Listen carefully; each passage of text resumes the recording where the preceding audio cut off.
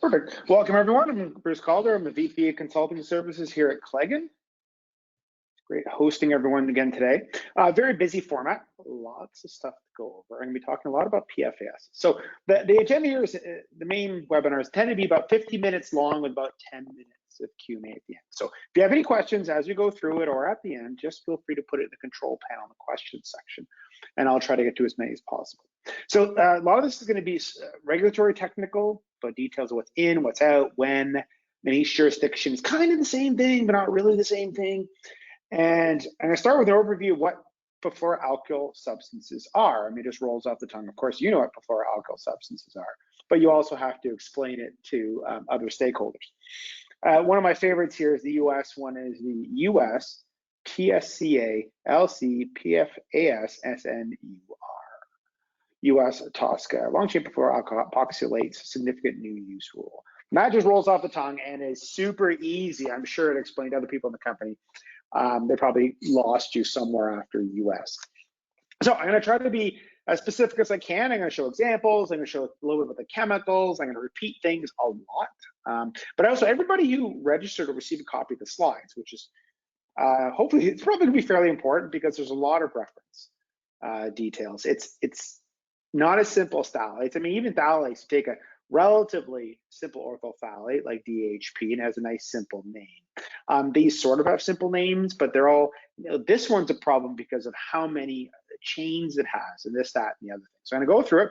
What are PFASs? In the end of the day, what are the high-risk materials? Then I'm going to explain the US regulations in this space, how it works out of TSCA, and then a little bit on Prop 65.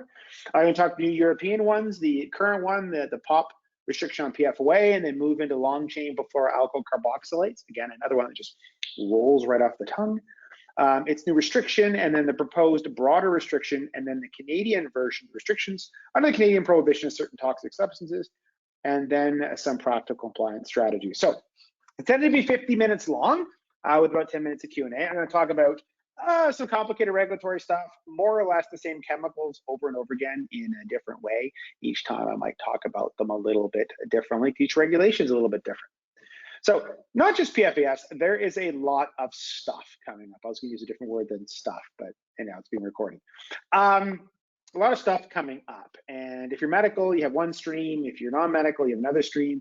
There's a lot going on. So the TSCA ones are not in scope of medical devices, or medical devices are not in scope of TSCA, but they are in scope of the European ones. So what we're going to talk about today, you'll see a little bit of differences if you're a medical device compared to non-medical. The rules are a bit different. There's a lot coming up. There's the REACH SVHCs every 6 months. There's also the new MDR substances, medical device substances every year. We're going to see all of these different TSCA ones. The PIP 3-in-1 flame retardant ban, which was theoretically going into effect start of September of this year, is moved back to March of next year. It's fairly common if you're on a laptop today, for example, chances are you have PIP in that. And it's very common in most electronics, especially compact electronics. And then we look into a lot of the PFAS. So we're talking about the US versions, the EU versions, the Canadian versions, and how it works together, and then where the actual risks are and how to manage all of this dropping from the sky more or less at the same time, somewhat simultaneously, but always a bit different. More specifically, we're talking about PFAS. So there's already a lot of perfluoroalkyl substance restrictions, mostly under the name PFOA, which is a very specific long-chain perfluoroalkyl carboxylate, and PFOS, which is less regulated, and that's a long-chain perfluoroalkyl sulfonate. That's the S is sulfonate. A is carboxylate somehow. And the US side already has the long-chain perfluoroalkyl carboxylate. PFOA and Longer has requirements on a TSCA now, and PFOA has been under Prop 65 for some time. There's little grayed out areas, just to mention also, since we're talking PFASs, a lot of this will be US TSCA. US TSCA also has a number of persistent biotoxicants that are being regulated. By the way, virtually everything we talk about today, with one little variation later, are all around bioaccumulants. For one reason or another, in North America in particular, it's very difficult to prove something causes reproductive harm or cancer. It's hard to say, hey, this causes cancer in a person. There's a very high bar in both US and Canada. However, persistent bioaccumulants are quite different. Proving something accumulates and persists in the environment is a much lower bar. So most of the restrictions you're going to see in North America are mostly bioaccumulants.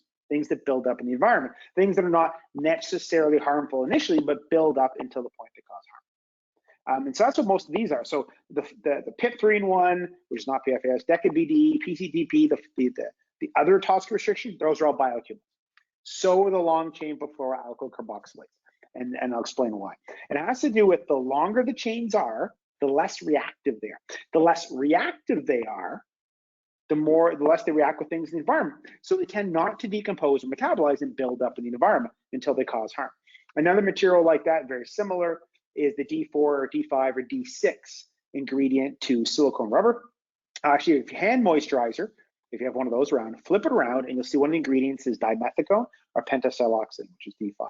It's a silicone gel. So the way you moisturize your skin these days is not by actually moisturizing your skin, it's by coating it with a silicone rubber. And the more expensive the moisturizer or hair conditioner is, the more silicone rubber types it has. And it's silicone rubber, so it's harmless to you. It doesn't degrade in the environment, so when it goes down the drain, it bioaccumulates. And that's why we're also seeing restrictions on D4, D5, D6, and silicone. The same thing with these. What we're talking about is these long chain perfluoroalkyl carboxylates, which I'll show. They're long enough, they don't react with much. I mean, they're really very similar to Teflon. They're not reactive. They don't build up in the environment. And so they don't degrade, so they build up in the environment and cause harm. And so that's where a lot of this all comes from. It comes from persistent bioaccumulants. These are not carcinogens, they're not reproductive toxins, they're not mutagens, they're not endocrine disruptors. These are bioaccumulants. And when we're talking PFAS, which is wonderful perfluoroalkyl substances, which can also be used to mean polyfluoro, it's in a way two different groups. It's normally used to refer to perfluoro. Perfluoro are, I'll show lots of pictures later, you're gonna get sick of death of the herringbone pictures of perfluoroalkyl substances. But they're basically part of creating a waterproof coating, or one of the many ways to create a fluorinated waterproof coating. They're also a processing aid for fluoropolymers like PTFE. They're not necessarily in PTFE, Teflon, or FKM, Viton. They're not needed to build PTFE. Teflon is built from C2F4, not built from these perfluoros, but the perfluoroalkyl substances can be used as a processing aid to make it flow through. In general, when we find PFOA and related long chain perfluoroalkyl substances, we find them in coatings. And we're looking at the longer chain ones. The shorter chain ones metabolize. We're looking at the longer chain ones, things like PFOA and PFAS. They sometimes call these forever chemicals just for good at marketing. But sometimes they'll refer to polyfluoro. And so these are polymers made out of it. PTFE, which is Teflon, FKM, which is Viton, FEP, PVDF. These are fluoropolymers. They're not the same sort of thing. They can have a perfluoroalkyl. They can have PFOA in it, but generally don't. But these are fluorinated polymers. So sometimes it can be used to refer to fluoropolymers. What we're going to talk about today, there are no restrictions on fluoropolymers. There are emerging restrictions on perfluoroalkyl substances, the PFOA and PFOS families. There might be reporting requirements later for polyfluoros like PTFE, but not restrictions. And we'll talk all about those to death. So there are three major groups of PFAS, the perfluoro, not the poly. And PFOS is one, and that's all sulfonates, and they have this sulfur group at the end, you can kind of see there. The middle one is PFOA, they're the carboxylates. So a carboxylate is the C double bond O OH. That's a carboxylate, of course it is, carboxylic acid. Yeah, this is very technical. The way they're measured in chain, there's international agreement of how many carbon fluorines in a row, how many herringbones, and I'll show herringbones in a moment, how many herringbones are in it to find whether it's a persistent bioaccumulant. So for PFOS, if it's got 6 carbon fluorines in a row, then that's long chain. For the carboxylates like PFOA, it's 7 in a row. Now PFOA is a little bit complicated nomenclature because it's 7 carbon fluorines in a row and then an extra carbon. So international convention, this is 7 in the chain. The EU calls it 8 carbons because there's 1 extra. So you can see the disconnect, where this is really 7 plus 1 in the international community. In Europe, that means 8. Kind of the same, 7 plus 1 does equal 8, but it does cause complications. Most of the restrictions we're going to talk about today are the middle group. They're the carboxylates, the PFOA family. PFOS, PFOS is the top one, PFOA is the middle one. They have, and PFOS and PFOA are just the most well-known versions of it, the most common. There are longer and shorter versions of each. So this gives you a better representation. It's by length. So the carboxylic acid, like PFOA, on the left side. If it's 7 carbon fluorines in a row or more, it's long chain, and therefore a persistent bioaccumulant, and therefore becomes regulated. And if you see PFOA, it's got 7 carbon fluorines in a row, and then it's got an 8th carbon related to the carboxylate, the grayed out carbon. The international community doesn't count it in the numbers, Europe does. PFOA is basically the smallest carboxylate that's a long chain bioaccumulant. You'll see PFBA and PFHXA above it. They're below that length, short chain. They can metabolize the environment and are therefore not persistent bioaccumulants and are therefore seen as not harmful. Same thing with the sulfonics over the right, sulfonates. PFOS, which has a sulfur, you can't see, it's off the screen. It's 8 carbon fluorines in a row. For PFOS, it's 6. For their family, it's 6 or more is long chain. If you look up above it, PFHXS, it's a smaller one. It's also 6 or more. So for sulfonics, that means long chain. And then PFBS, the top is smaller, so it's not. So it's really kind of interesting. PFOS is the original Scotchguard. PFBS was a more recent Scotchguard, I believe, and there's other changes since then. But the newer version, the top one, smaller, not long chain, not a persistent bioaccumulant under the international rules, and therefore it's not the one being regulated. It's all the ones where the carbon fluorines are past that dotted line. That dotted line is the difference between short chain and long chain. Now, where do you find these things? The most common places, especially the perfluoroalkyl carboxylates, the PFOA family, is in fluorocoatings, waterproof coatings, waterproof fabric, waterproof membranes. The little item on the top right looks like a satellite dish, a little plastic fellow. Inside it is a little mesh screen, like you see the left, little white screen. It's PTFE coated, and that's where we commonly see it. It's in the coatings. Your steel mesh screens that are often physical filters in water or fluids. It blocks physical particles. They're normally PTFE coated. Non-stick food surfaces like Teflon coated or non-stick food coating. High durability screens like your cell phone are normally PTFE coated. If you have silicone buttons, like on a keypad or something, the ink comes off very easily on the silicone, doesn't stick terribly well. So they coat it with a fluoropolymer over top, and that's another fluoro coating. And lithium-ion batteries have an interesting one. It's interesting whether it's a coating or a physical material. Basically, you see the silver on the outside lithium-ion battery. That's not really a case. That's really the outside of one of the cathode or anode. If on the other side is a binder, it's kind of a goop with usually suspended PTFE or PVDF in it. And whether it's a coating or suspended solids is a very good question. But lithium-ion batteries commonly have a fluoropolymer on the other side, whether it's lithium-ion or primary lithium also often has PTFE binder. It's hard to see, and if you try to get at it, it'll be quite electrified. If you nick the outer case of lithium-ion battery, it'll start getting a little bit excited because the cathodes are right there. It can also be in a fluoropolymer. It can be in solid PTFE, Teflon, FKM, Viton, but generally is not. Because it's not used to make PTFE. PTFE is made from C2F4, which is quite different. It can be a processing aid in the system to help flow through the machine. So it's not directly related to PTFE, so we don't see it as often. When in our testing, we see PFOA and long chain perfluoroalkyl carboxylates. So long chain perfluoroalkyl carboxylates are PFOA and longer. When we see those, it's almost exclusively in waterproof coatings, like the coatings above. So it can be in both. We only really see it in coatings. Now, where does all this regulation come? It comes more or less, I love more or less, from the UN Stockholm Convention. So normally the UN Stockholm Convention, the international community agrees on banning something like PFOA. And then each country that signs up to it bans PFOA in its own particular way or idiom. They also wish, if they're gonna ban PFOA, they said, why don't we ban the longer chain version? And that has been proposed back to the Stockholm Convention, but it's not part of it yet. Meanwhile, a lot of countries have gotten a head start on it because it's going to become part of the Stockholm Convention, but it isn't yet. So all this long chain PFAC isn't part of the Stockholm Convention restrictions yet. It will be in the future, and the countries have kind of gotten ahead of themselves. That's why the little arrow going from the UN Stockholm Convention looks like it's written by a child, because it's not a direct relationship. It's kind of them getting ahead of themselves. But they're all getting ahead of themselves in the same way. So it ends up being very similar. So in the US, we see Stockholm Convention stuff come through TSCA. The 5 PBTs, like PIP, are not related to the topic today, PFAS, but they're also part of TSCA. We'll talk about the long chain perfluoroalkyl carboxylate significant new use rule and the proposed rule on perfluoroalkyl and polyfluoroalkyl alkyl substances. We're talking about Europe, the current PFOA restriction of POP, and the also current one for long-chain alkyl carboxylates under REACH. Don't worry, it's not a test yet. I'm going to go over each one in painstaking detail. I'm just going over briefly here.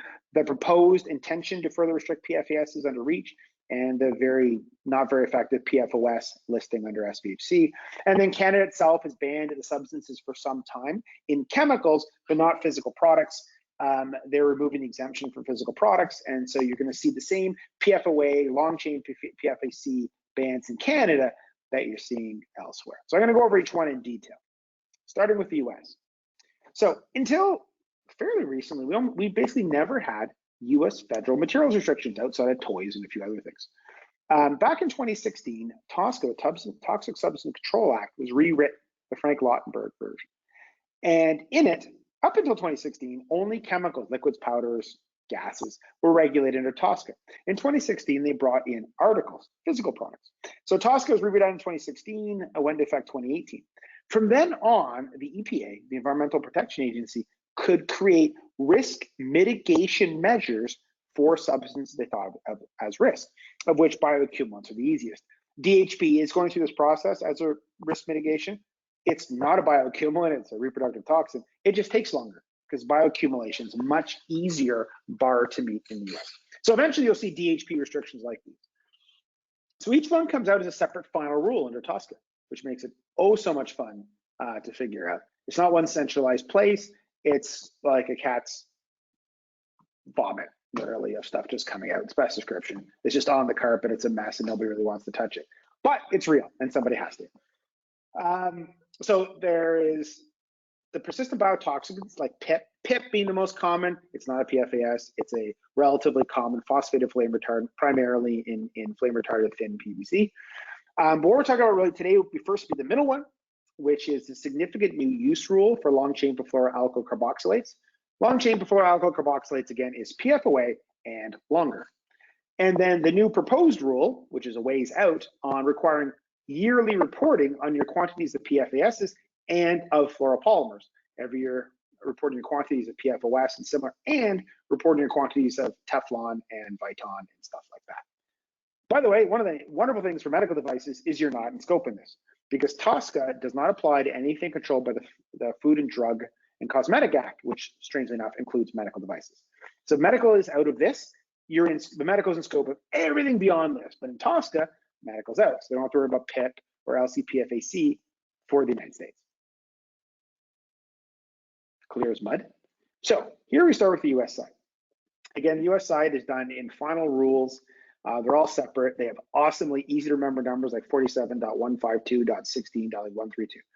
I made that number up, but they're all like that. Really easy to get a hold of that way, not at all. So the first one is, this one started in September of last year, where there's a final rule saying, hey, if you have long-chain perfluoroalkyl carboxylates, which of course everybody knows, and they're in a coating, you cannot import it into the US unless you notify the EPA 90 days in advance.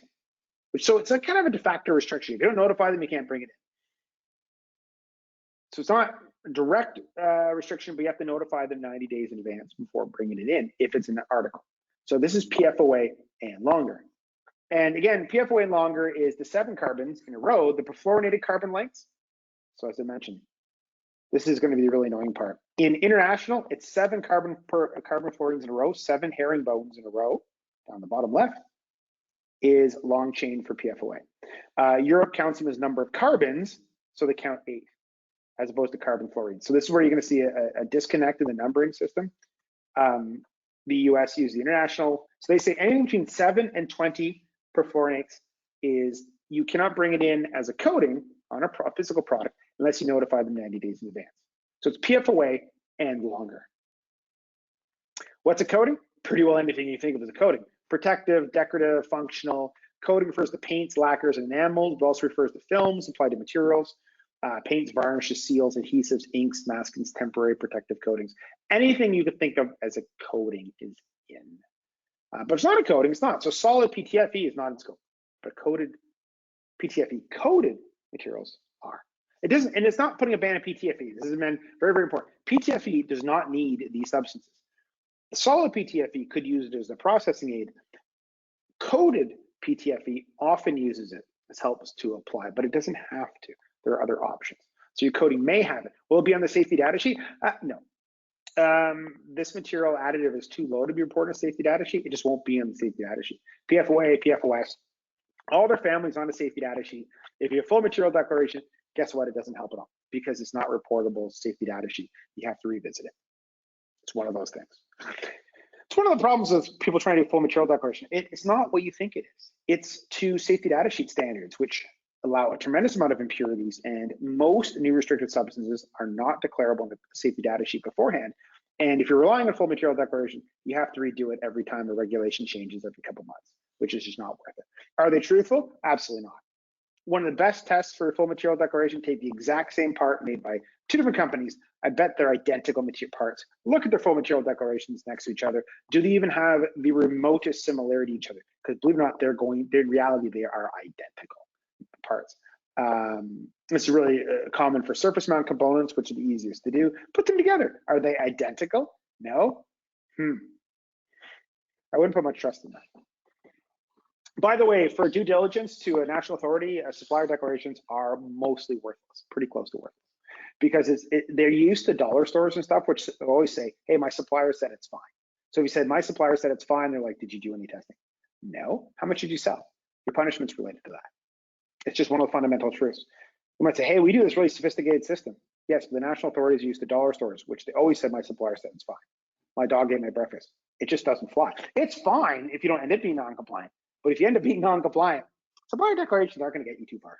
If you said, yeah, but my supplier said it's fine, it's not good. Did you double check? That's all they care. It's just a reality.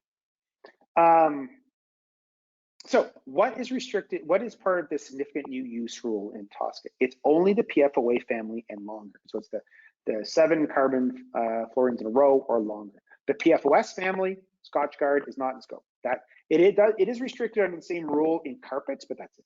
And then the fluoroalcohols, the fluorotelmer alcohols are not really seen. We're really looking at the PFOA family, and the fluoroalcohols are not regulated here anyway. So it's PFOA and longer. So again, it's carboxylic acid, but only if it's 7 carbon fluorines or longer. So PFHXA and PFBA are non-scope. And the sulfonics, the PFOS family, the Scotchguard, is also non-scope. So it's just PFOA and longer for the current one.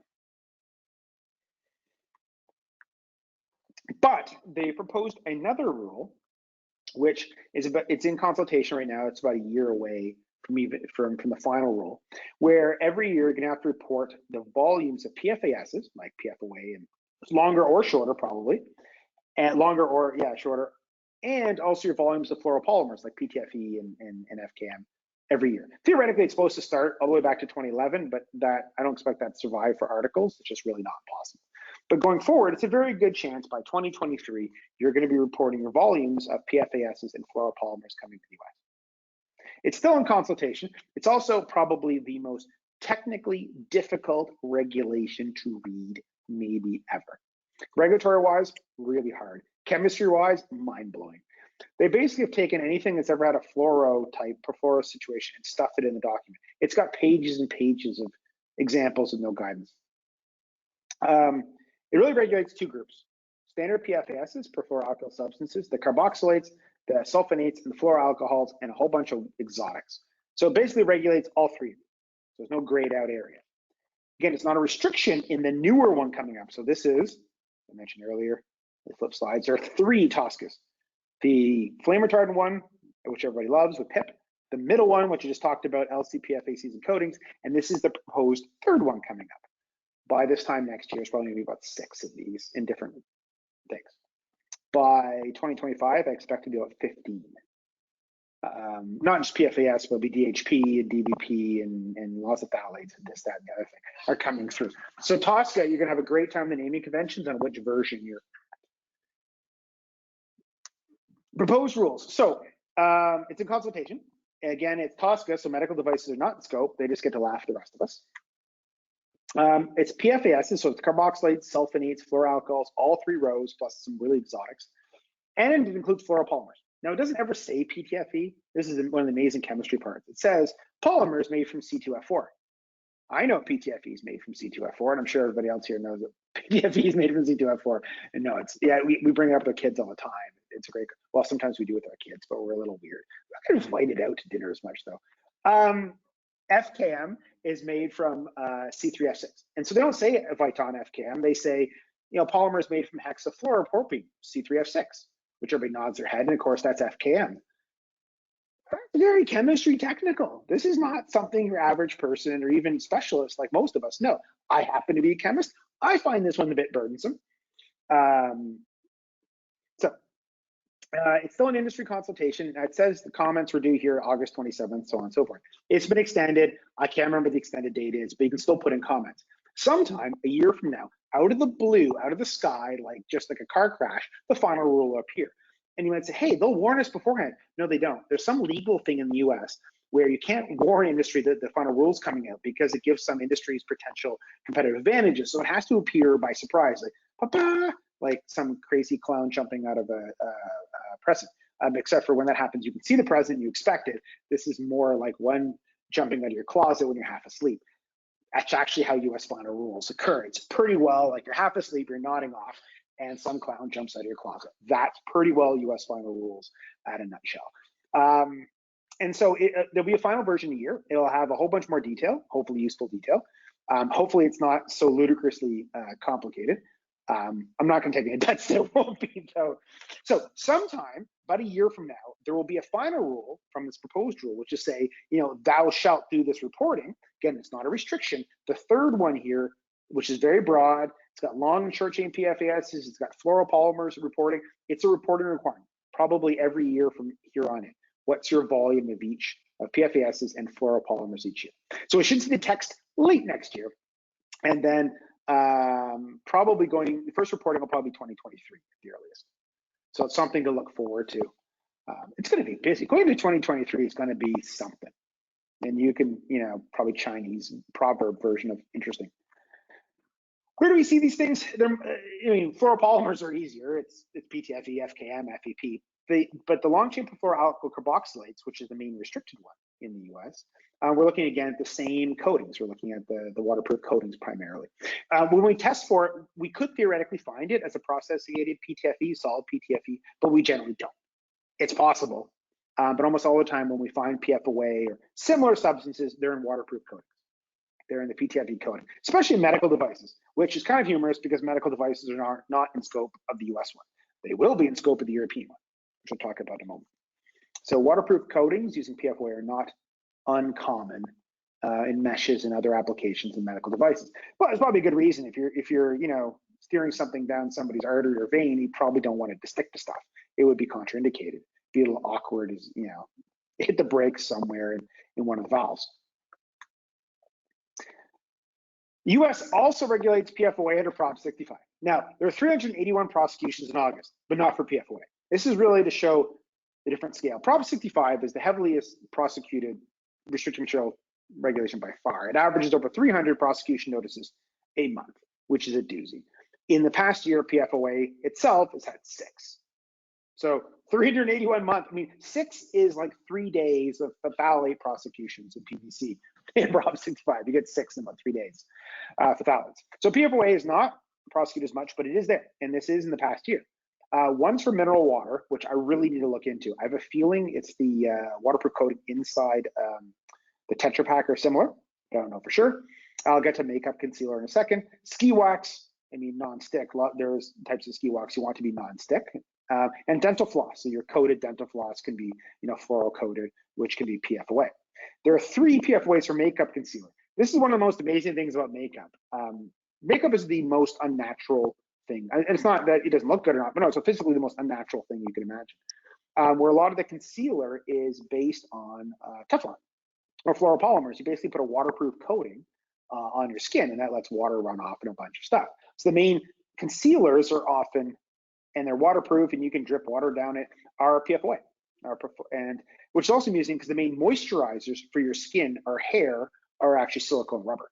So generally most makeup is one plastic or rubber or another. That's the main goal. You basically cover your skin or hair with rubber to make yourself look younger and healthier, you cover yourself in plastic. So PFOA and makeup concealer is pretty common. The mineral water one I want to take a look at. There's definitely a risk in the waterproof coating inside something like a Tetra Pak, but I haven't looked at that one in detail. It's extremely recent. So it is regulated under Prop 65, but not very often. On to Europe. So Europe regulates this in their own particular way. They're fairly organized about it. And one of the nice things about Europe, and especially the European Chemical Agency, everything's pretty well in one place. There's a lot of it. You go to information overload, but it's all pretty well in one spot, which is kind of handy. So PFOA is already banned in Europe. Medical devices, not quite yet. There's a few exemptions for medical textiles and invasive and implantable. But everybody else is pretty well 25 parts per billion. It's already in effect.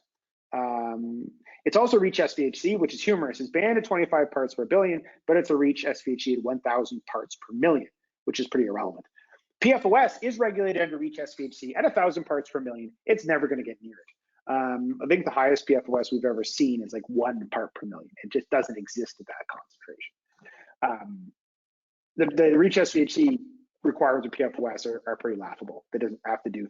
The reason it's on there is so eventually they can move PFOS to authorization, or already have, in the chemical form, liquids and powders and gases.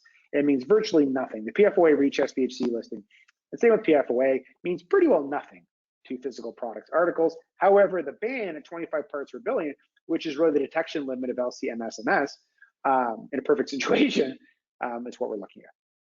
So it already exists. So that long-chain perfluoroalkyl carboxylates, we talked about in the US, it's banned in Europe, but only the PFOA length. The longer ones are not. Oh, wait, now they are. So, I mentioned earlier internationally, it's PFOA is 7+1. So the US calls it 7. In Europe, they do the +1, so they call it 8. So longer than PFOA is 9. So PFOA is 8. It's banned under POP. Long-chain perfluoroalkyl carboxylates at 9 to 14, so the longer versions are now banned under REACH. The ban kicks in February 23rd, 2023. So PFOA is already banned, and the longer chain versions are banned in February of 2023. 2023 is going to be a busy deadline year. It's going to be a doozy. 2023 and 2024 are going to be something. It's 9 carbon lengths and longer. It's PFOA, though, is already banned at 8. So there's details here. Again, we're just talking the perfluorocarboxylic acid family, the carboxylates. This is PFOA and longer. It's not PFOS, it's not PFAS, it's not the fluoroalcohols. It's just the PFOA and longer. But it's banned as of February 23rd, 2023. It's really just an extension of the PFOA. So the deadlines, there's a few more obscure ones, but it's basically February 2023 for most folks, July 4th, 2023 for medical textiles, the same as when their PFOA exemption goes away, and implantable invasives, the same as when PFOA is banned for them, which is July 4th, 2025. So for medical devices, the PFOA deadlines are lumped in with the long-chain perfluoroalkyl carboxylates. Everyone else, the PFOA is already banned, and now it's the longer versions of PFOA. Again, your risks are mostly in fluoro coatings, of which the electrode binder in a lithium primary battery, like a coin cell or an ion battery, are a little less understood because it's mostly suspension of PTFE or PVDF there, and that's worth looking at. But also you can have it in PTFE. It doesn't mean PTFE is regulated. You very likely don't have it in PTFE. Most times you don't, but it can be. It's physically possible. Same with FKM or FAP. It's not part of the ingredients of PTFE. It's not like an impurity. It is literally a processing aid that could be used with it. So that's today. Today we have the PFOA ban. Awesome. The upcoming long-chain perfluoroalkyl carboxylate restriction 2023, or later for medical, which is PFOA and longer. That's 2. I know, regulatory complicated. Fortunately, I encounter 3 most of the time. 3, there's an intention to restrict from 5 of the EU countries PFAS and fluoropolymers like PTFE on a larger scale. Now, it's unlikely to ever really restrict PTFE, but it's in the intention. So the intention, they're a year away from actually submitting proposed text. So they actually even they're just in a data gathering, and the data gathering is actually run by the 5 countries that intend to submit it. So there's no text yet. It's a year away from proposed text, and that text will go through another year of consultation before it goes in. So whatever we're talking about here probably won't have anything until at least 2024 or beyond. And the next time you see something tangible is probably going to be a year from now. But they are looking at broader restrictions on PFAS, short and long chain, and potentially fluoropolymers. But chance of PTFE being restricted is pretty small. It's a major undertaking. It's 5 countries. It's going to be a while. But this is the third. This is on the Registry of Intentions for Restriction. It is unlike the BPA restriction, which, by the way, is going to be one of the most impactful things. I'll have to talk about it next time. At 200 ppm, that reach restriction is going to be something. That one has text. It's a year ahead. It's probably looking at publishing next year the restriction and going to affect 2024 range. This is a year behind that. So there's probably another year before we see text, and another year before that text gets modified, it becomes actually a restriction, and then probably 2 more years, so probably at least 4 in total, before whatever happens here gets implemented. And we'll see what that ends up being. Right now, they're just data gathering for fluoropolymers. Chance of them restricting fluoropolymers is basically 0. PFAS might have broader restriction. And that's the EU. Now, Canada. Canada, especially here in Canada, I think our unofficial motto should be unnecessarily complicated, because that would describe a lot of our regulations. Canada already bans long-chain perfluoroalkyl carboxylates. They already banned PFOA and longer, but only in chemicals, liquids and powders, and gases. They have an exemption for physical products, articles. This year, they were expecting, we'll see what happens, to publish a removal of that exemption, and then it goes into effect probably 2023 or 2024, where you'll have the same long-chain perfluoroalkyl carboxylates, PFOA and longer, in Canada that you have in Europe. There's no threshold, so we're looking at detection limit, 25 parts per billion. We're looking at basically the European restriction appearing in Canada roughly in the same way, roughly the same time period, 2023 or later. So when what's going to be restricted in Europe will likely appear in Canada. Medical devices, unless medical devices find a way out, will likely be in scope. If they submit specific exemptions, they'll probably get it, but they have to do that as an industry. But Canada is implementing the same thing. Apologies, I'm going a little bit fast. I was like, well, I could slow it down and make it more understandable. I'm like, it's long-chain perfluoroalkyl carboxylates, where I'm arguing whether it's 7 carbons or 8 carbons based on organic chemistry nomenclature. I'm not sure it's going to be that much easier to understand one way or another. So everybody, by the way, who registered will receive a copy of these slides. I have some empathy for trying to explain this to other stakeholders. The more common name for these are forever chemicals. That's where you'll see it in more simple European Chemical Agency documentation. They call them forever chemicals. What are they? Well, if you really want to know, it's a big long chain and they'll glaze over, and they're just happy calling it forever chemicals. Sometimes they call it PFAS because it's really easy to say. It's like ROHS. Some people call it ROSE because it's easier to say. Fair enough. Whatever helps, the mnemonics and understanding. I call the 10 subs of ROHS ROHS3. Just easy to remember that way. Is it actually correct? Meh. But it's easy to remember that way. And most of the time, people know what I'm talking about. My mother doesn't. She really thinks I should slow down and speak slower. I've kind of given up a bit on that. I do try it sometimes. Anywho, combining the way this is handled compliance in practice is usually combining with something else, like why make your life difficult? And don't try to boil the ocean. You think you're having problems. Generally, most people on this webinar are at the very top % of understanding this. I know you might go, not really. Oh, no, really, you probably are.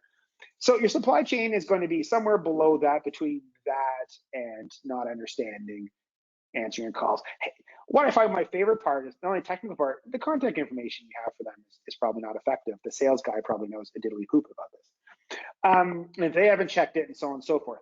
So a lot of these regulations, like the new US one, that launched perfluoroalkyl carboxylates right now. And the EPA, you can go to their website and see how many prosecutions, and they put little dots in the map to find. There's very little limit on their ability to prosecute. All we care about, so we're at Claigan a big fan of A, there's always a better way to do things. And B, what's the output? You want to sell your product and not have penalties. You're not doing this for fun. I kind of do this for fun a little bit, but most of you guys aren't doing it. Well, your company isn't doing it necessarily for fun. Some of you guys might do it for fun. Your company isn't doing this for fun. You're doing it because you have to do this to sell your product in the market. So we focus on what do you have to do to make sure that happens in the best, fastest way. because time is also a big cost factor. Time is also uncertainty. So often what people are doing for TSCA, the persistent biotoxicants like PIP, what they're doing, one of the easiest things most companies are doing, because their supply chain is definitely usually on the boundary of useless for PIP information, is you pick your product families, you test the high-risk parts for one product in the representative family. And if you find nothing, it's a really good justification that the risk is not there's low risk in the rest of your products. If you do find something, you can expand what you're doing, but it often simplifies the equation. Where basically, yes, we find it, it's in the little rubber boots at the bottom of the wires. Let's all talk to our cable suppliers. That's where all the effort should be spent. And it really refines the effort. It finds nothing. It's great due diligence on why it's low risk. It finds something. It usually refines your program as you're doing the maximum you can. And if you have a non-compliance in the future, you can say, hey, we did the testing. This is what we had. It's a really imperfect situation. And there's great passages about due diligence in TSCA around that kind of thing. If you're in TSCA, do LC PFAC at the same time, or vice versa. Use one to do the other. It's basically the same idea. You make, I don't know, we'll say air conditioners. You make commercial ones and you make consumer ones. Pick one of each, most representative one, test the high risk material, see the results, make a decision based on that. Often it's low risk and it doesn't have it. Then it might not be 100% true of the rest of the products in that family, but it's pretty representative and a justification. And then going forward over the next couple of years, while you have more time, roll it into your normal compliance. I mean, if you haven't even specified it to your suppliers, which you probably haven't, it's too late anyways. You bought what you bought. You might ask for it now and they're like, well, okay, in the future we'll see, but you've already bought it. So I don't know, should have asked at the time. So we're finding that it's the fastest way to do it. You pick representative products, you test the high risk material. The idea is not to boil the ocean. You're not going to test every product for everything. It's really refined, and our lab is great. By the way, to cost this or whatever, just send us an example of your product family. We'll provide you back in the cost. You go, well, that's really not too bad. You have a solution. If you go, that's too much. Great to know, no skin off your back. It's really easy for us to quote. We do this so much. It's like, what are your product? This is exactly what's going to happen. And this is what's going to cost. And you can either send us one of those units or you can send us these part types, whichever's easier. And this is exactly how we're going to do it and just solve it. We're a big fan of solving it. We're not a big fan of just dragging it out forever. It's just painful. It's one of the many reasons we don't do data gathering. Because of our ISO certification, data gathering doesn't meet our quality structures whatsoever. And we hate projects that don't have answers. Like, we want to give you an answer. You're not doing this for fun. You're not doing compliance so we can sell software. It shouldn't be. It should be you're doing compliance because you have to have a product has to have compliance and maybe specific documentation at the end of the day to sell it. And that's what we're focused on. It's a big thing. Big part of Claigan here has always been, and I'm sure everybody can do salesy, and I'm not really good at salesy. I'm more good at chemistry and fun stuff like that. But we always focus, there's always a better way. And between there's always a better way and the fact that we have to have all this ISO certification, which is a lot of quality stuff, it's a very interesting connection. So it's one of many reasons we do testing. It's a better way to do it. It's faster, it's cheaper. There are a number of companies we do their overall compliance, and data gathering is on the table, but it's just too long and slow and useless and ineffective. And we're more worried about actually being compliant and be able, and when something goes wrong, because your supply chain will make mistakes, there's no penalties. That's what we care about. So we focus on choosing a representative product in each family. We're not trying to boil the ocean here. Test the high risk parts. Use the reports as due diligence. And then depending on the results, expand testing. You might say, you know what, we're seeing a lot of problems. Let's test a few more. Or, you know what, it's the same ones that have it. It's you're going to see a new Canadian restriction coming out, DBDPE. It's massively impactful. Your product, it's not whether it has a restricted material, it's how many. You're going to have to redesign your product. It's wonderful. That one, it might end up being, you know what, it's always the heat shrink. Then let's spend the effort on the heat shrink, not every single part. The diodes aren't going to be a problem. The struts, the paint, all that kind of thing, the labels, the packaging. We're just looking at, heat shrink. And a lot of these are like that. It ends up being the same thing. At the end of the day, you know what? It's the same for the TSCA flame retardants or the PFAS. It's the same parts over and over again. What is it? What are the results? Focus on those and not kill yourself. The idea is this is new for everyone. Definite and timely is better. Sitting there going, you know what? We might have an ability to ship our product for a while. It's just not very helpful. So it's new to everyone. Definite and timely is always better. So again, it's emerging everywhere. They basically taken the PFOA ban and run with it, and they're doing different long chain perfluoroalkyl carboxylate. restrictions. So we're at the Q&A section, a little ahead of schedule. Sometimes in the afternoon I talk faster. Sometimes people say, well, it's probably your second cup of coffee. And I'm like, it's not the second cup of coffee. So if you have any questions, please feel free to submit the control panel. Can't believe I said that. And I'll try to get to as many as possible. Oh, it's a good question. Well, it looks like they're working another recast of ROHS, which will be the real ROHS 3. I agree. There will be another version of ROHS in some number of years. It's going to have like recast. I don't even know how you say that. So one of the things you're going to notice, and the way we track compliance, a lot of companies do, is you're going. I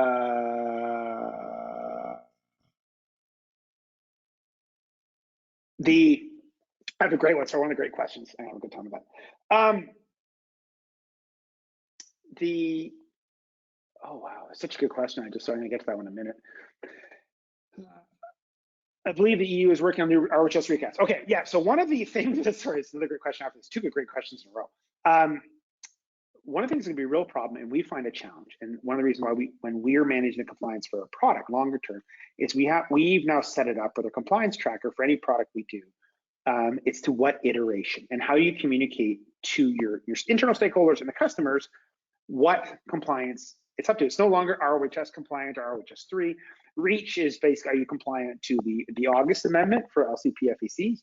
POP, are you compliant to the new PFOA requirements in there? What list of Prop 65, which SDHC list, so on and so forth. So ROHS is going to be another one where there's going to be a new version at some point, not for a couple of years. And it's how do you track and identify, track and communicate what you're compliant to. One of the challenges is if you've been doing this long enough, you may have done the compliance for your products over a variety of years. Where is each one at? And if you try to base it on the lowest component, it's not going to work too well for you. You'll basically say, I'm not compliant with anything at any time. So tracking the product level compliance is going to become more and more of a demanding item as opposed to just part level stuff. Unfortunate comments that short chain PFAS are non-persistent metabolized, non-harmful. Yes and no. Counteracts data. Non-persistent doesn't mean non-harmful. It's the opposite way around. And I actually have there's a third question after this I find really fascinating. Metabolized are usually harmful. So what we're talking about today, oh my goodness, it just left me here. The ones we're talking about today are not harmful to humans because they don't react and they're bioaccumulant. So basically they don't react with organics, they're bioaccumulant. Well, the smaller ones metabolize and therefore are not bioaccumulants. Because they're metabolized, they can react with things. So there is the ability for them to have human harm. There is a lot of mistakes on it. And so one of the next questions after this, how about the immunogenic effects of PFAS? And you're like, people are like, what are you talking about? Okay, this is probably the most topical part of PFAS out in the general public. PFASs have been blamed for higher hospitalization rates from COVID. I know, you bring COVID right in the conversation. And you can see like, people blame 3M for, worse COVID outcomes. There's a reason for it, and there isn't. It's a very interesting problem. Is one of the problems with COVID right now, and I'm an experimental scientist generally, not as a correlation science. Most of what you see is science, and people don't understand a lot of it, or correlations people. These are people that can do the work sitting in their chair, where they basically take a data set, correlate it in a chart, we'll say Excel on roids, it's a little better than that, and then come up with an opinion. And there's quite a bit of that. And one of the easiest, and correlation doesn't mean causation, it doesn't mean one caused the other. And so one of the correlations earlier on in COVID for sure is people who had hospitalization rates are higher and longer hospitalization stays had higher concentrations of the short chain perfluoroalkyl substance, PFBS being one of them, so the one on the top right here. And that's the short chain or easier to metabolize PFOS. They're saying, hey, people with higher PFBS, and this had longer COVID. People were like, well, it's the PFASs. I'm like, take it back a step. The smaller ones are much easier to metabolize. If they're in high concentration in your body, they're not being metabolized. That's because of kidney function. The number one, it's well understood now, risk factor for hospitalization for COVID is kidney function. It's basically a marker for kidney function. So if you ever want to be really bored with yourself, whenever you get a blood test, especially as older, find your EGFR creatinine. What they're measuring there is your kidney function, and they measure how much waste product and creatine, your muscle function, there is. And when it's higher, it means your kidneys are not flushing it. It's also, if you get 2 points in time, you can draw a little line and figure out what your life expectancy is. It's kind of morbid, but that's the way it is. It's the same sort of thing here. So PFAS is, you can metabolize it, which means it reacts with things, which could have a downside. But the reason it's blamed for a lot of the COVID stuff is at a higher concentration in people, which is a strong indication of low kidney function because they're not metabolizing it. So there's a lot of confusion out there about these. Metabolizing doesn't mean it becomes safe. DHP, the phthalate, which is one of the more powerful reproductive toxin endocrine disruptors around, is absolutely harmless in its natural form. It's the metabolite that's the problem. DHP is 2 long arms, di. When it metabolizes, you get mono. Monoethyl hexylphthalate is an endocrine disruptor. It looks really a lot like estrogen and causes estrogenic effects. So the fact the thing metabolizes doesn't necessarily mean it's not dangerous. It actually means it's often quite dangerous, but it's not a bioaccumulant. So what we're looking at for regulations is the long ones are bioaccumulants. The short ones might actually have other human health harm, maybe. But proving human health harm getting regulation is much harder in North America because it's much easier to prove bioaccumulation. The metric's much easier than proving reproductive and carcinogenic harm. But you'll see tons of stuff in the news. You can even look up PFBS or PFASs or forever chemicals, 3M COVID. I can't believe 3M had to answer that.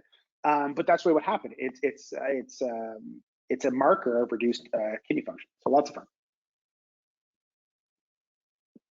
Is banning of LC-PFACs in the US? It's not banned per se. Is as long as you notify them 90 days in advance and they approve it, which is pretty well should be automatic, but it's a good question. I find the EPA is always interesting. Then it's fine. It's a notification 90 days in advance if you're using it in a coating of a physical product. Europe, it's a restriction. Thou shalt not have. US, it's a notification to the EPA. How do you test articles the presence of restricted substances? Extraordinarily complicated. Oversimplification, it's 2 sets of waves. Most of the time, well, all the time, there's a screening element. First, there's a sample preparation.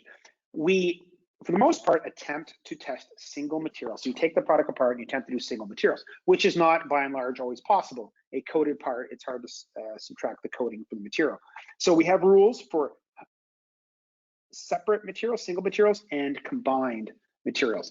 Then we do a screening. One of it's elemental and one of it's infrared spectroscopy on material types. Based on that, you can either directly identify certain substances or screen them out. For example, PVC needs chlorine. If it doesn't have chlorine, it's not PVC, same with neoprene. And there's a variety of ones. And then from that, from the results, by the way, other materials like sulfur have a huge, and phosphorus have a huge impact of what's there, what isn't.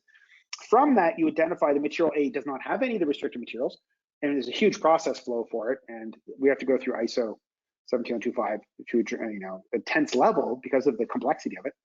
And then at the end, there'll be a handful of parts that need a specific test for specific high-risk material. Like we can normally in PVC, we can say, hey, this one has phthalates, we just don't know which one, how much of it. So you have to do a gas chromatography mass spec, or if it's these, it's LCMS-MS. So for PFAS, what we do is identify either whether it's a fluoropolymer, which is fairly easy to do, or it's a coated part. Those then lead it towards a process to get LCMS, mass spec, testing directly for the range of before alkyl substances we're interested in. But the average product, you basically can rule out 99+% of the parts using screening, and then do the more exotic or specialized test as appropriate to the individual material that's appropriate. It's a really question. It's really complicated.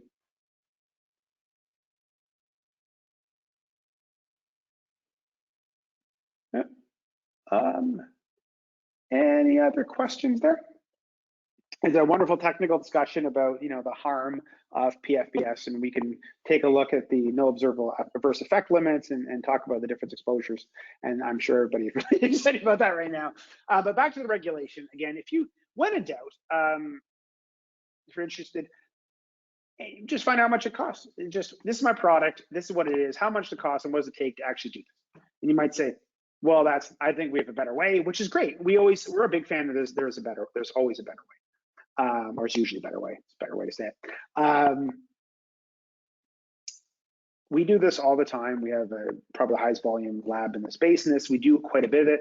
We also can do much more interesting things. Proposition 65, we're probably the top lab in the world by a mile in this one. Most of the time we work for you guys on preventing a prosecution. We also do a tremendous amount of work in after you get you've had a prosecution, which is usually fairly predictable situation, and then we can help you with how to defend it.